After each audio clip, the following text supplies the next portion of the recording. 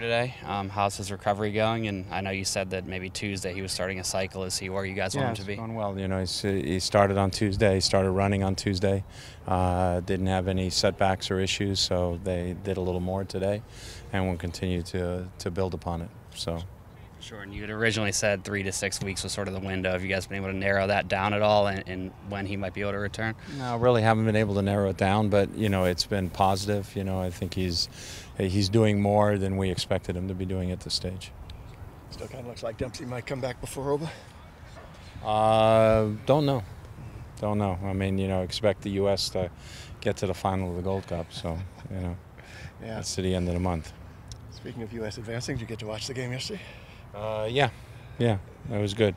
It was good for the U.S., except my TV went out for about 15 minutes there. Luckily, nobody scored, but I missed the penalty kick that Germany missed until afterwards seeing it. But no, it was good. I think the U.S. in the last 2 games, you know, China maybe isn't a proper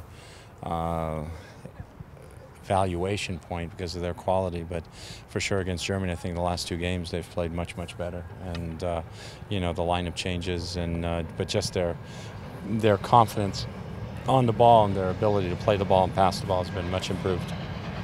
If this is hypothetical, well, this is fairly hypothetical, but if you got plopped onto coaching a women's team, do you think you'd be a good coach? Is there any fundamental difference, do you think, in the games in that way? Oh, I don't know. I don't know why I've been asked that a lot lately. Oh, have you? I'm sorry. Maybe people want me to go coach women. I don't know.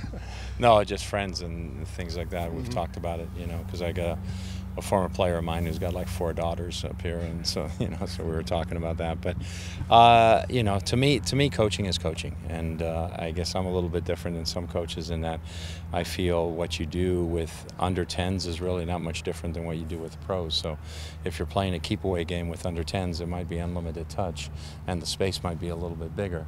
And if you're doing a keep-away game with pros, it might be 1 touch and the space is tighter. But the concept of what you're doing remains the same. And I think it's the same thing. It's the same thing with women's soccer. And you know, early on, you know, and athletically, women are much better now as well. You know, but early on, it was maybe okay. They can't hit a 50-yard, you know, across the field pass.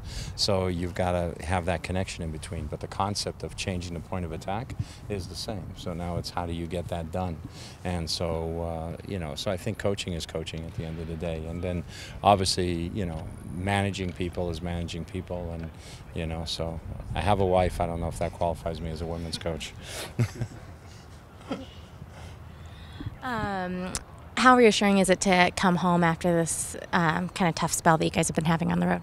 Well, it's nice to be home for a while, you know, and be in our own beds, not have to travel to Philly and back cross country and so forth. So I think the guys are happy about that. You know, the late start yesterday to training, I think, helped as well, allowing guys to sleep in a little bit, just giving guys a chance to recover. Rolf and Espindola seem to be getting their chemistry back. How dangerous are the 2 of them? You know, obviously they're quality players. Espindola is a good player, hasn't played a ton of minutes this year, you know, so maybe he's a little bit fresher as well.